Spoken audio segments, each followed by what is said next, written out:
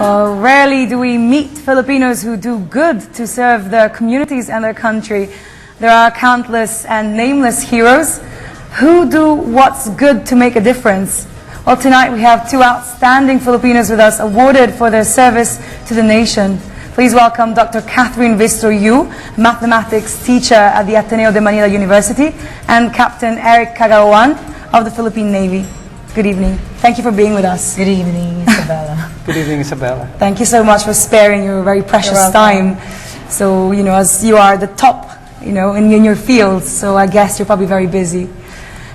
So, ma'am, let's start with you. I'm just 1 out of 10. Huh? Oh yes, 1 out of 10, yes. Of course. So let's not, disrespect the rest.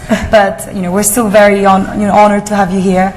Let me start off asking you, what makes you outstanding in your field? You are in education. It's a very hot topic at the moment as well because of the reforms that are coming about and the problems that the country is facing in terms of improving this very, very core sector of society. So what makes you outstanding? What makes you an outstanding woman, in fact? Well, I think I've done a lot for the education here in the Philippines. I've made a lot of contributions. First of all, I guess I'm an effective mathematics teacher at my university. I've also taught a lot of teachers through our master's program, through our informal courses, and I've written several modules. In particular, the latest, I've helped write and edited the grade 7 mathematics modules for K-12 for this year. So before that, I've also helped the Department of Education in various capacities, like help review the curriculum and even help the Department of Science and Technology, Science Education Institute through their projects and their programs related to science and mathematics education. So I guess if you put all these together, that makes me outstanding. And Metrobank recognized all this work that I did for this year. So you mentioned actually the reforms you've worked with, in depth with yes, improving the mathematics. I helped in the K-12. How bad was the situation before, and how much need is there for an improvement in terms of the curriculum? Well, I think it is well known that first of all, the curriculum in mathematics is quite congested from K to 10.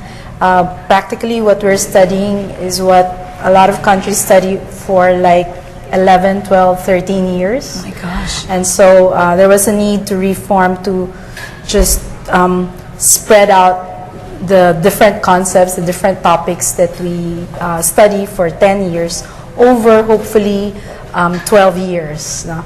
And a big change that we did in the mathematics curriculum is that at every grade level, students will learn a little bit of numbers, geometry, algebra or patterns, probability, and measurement. So they are no longer concentrated. Each of these are no longer concentrated in each year level, but spread out through all the K to 12 levels in increasing difficulty, of course. Yeah. Okay, fantastic.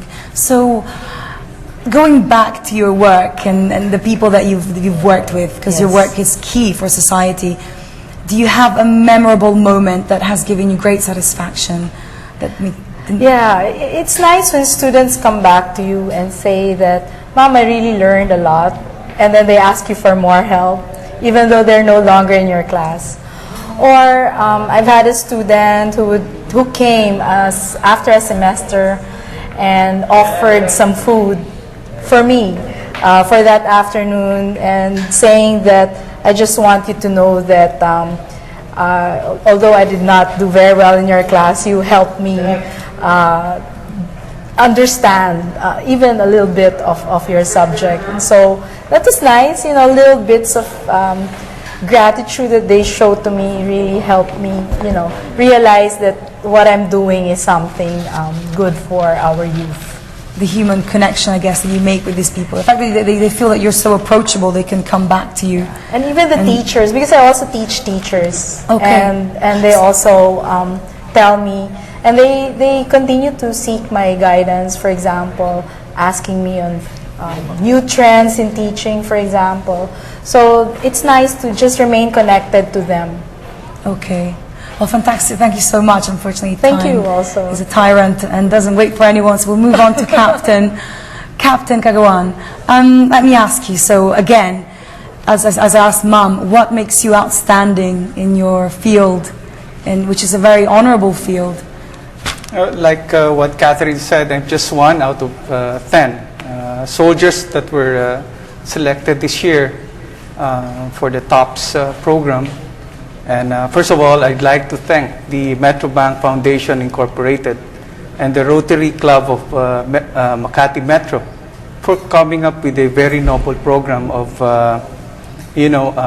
selecting men and women in the armed forces of the Philippines who have excelled in their respective fields. And I'd like to thank this organization for recognizing us. Basically, we underwent the same process of being selected for this year's TOPS. And we went through an interview and a very strict screening process from 2 awards and deliberation boards, one from the Philippine Navy and the other one with the Metrobank Foundation. They have a general criteria in selecting the outstanding soldiers for this year.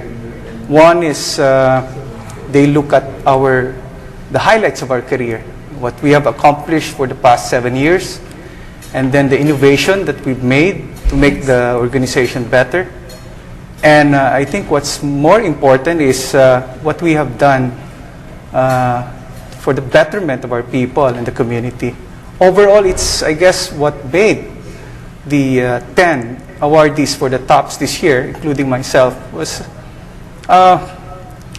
what we have done in championing peace and our contribution to nation building. So would you say these are the reasons why you chose the Navy? Why did you choose the Navy? For all the boys out there who are probably thinking about it and they're still pondering whether to go for it or not. Yeah, the Navy is my first priority when I entered the PMA, and I like the Navy because I like to handle ships, I like to lead men, and I like going places. There's a lot of adventure being in the Navy. Yes. What was the most outstanding or memorable adventure? Well, of course, being a ship captain for 4 years, and then I was assigned ashore, but in a very far place in Tawi-Tawi. I commanded the Naval Task Force. And being ashore, I had the opportunity of really reaching out to other communities, delivering basic services such as medical, dental, and other civic action activities that somehow uplifted the difficult condition of our people in Tawi-Tawi. Okay, so I guess reaching out to the people is always, a connecting theme along your lifespan in the Navy and the military.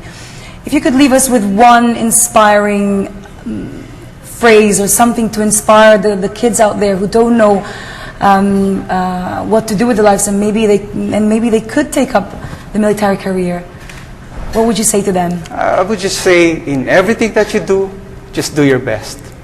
Yes? Well, that's fantastic. And I guess with that, we can, I don't know, of course. What would you say to the viewers out there who would want to take up teaching, would want to enter the academic sort of field? I think teaching is really one of the most noble professions that anyone can get into. Absolutely. And if you really like being with young people, you enjoy seeing the joy that they realize once they learn and understand a lesson, a concept, then teaching is for you. I guess so. It's not for everyone, but it might be for you. So, well, thank you so much, Captain and Doctor.